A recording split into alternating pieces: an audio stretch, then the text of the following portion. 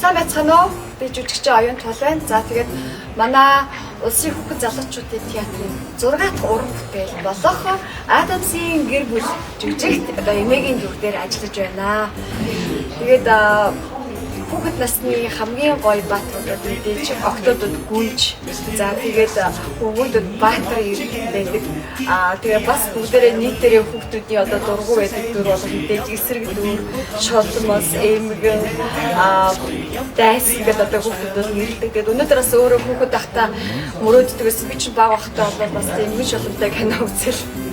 Нөгөө нэг дахиад үлдээ байшингийн эмгэн үзэл өөрөө айдаг байсан. Тэгвэл яг бас тэр мөрөөдөл бол өнөөдөр биелсэн.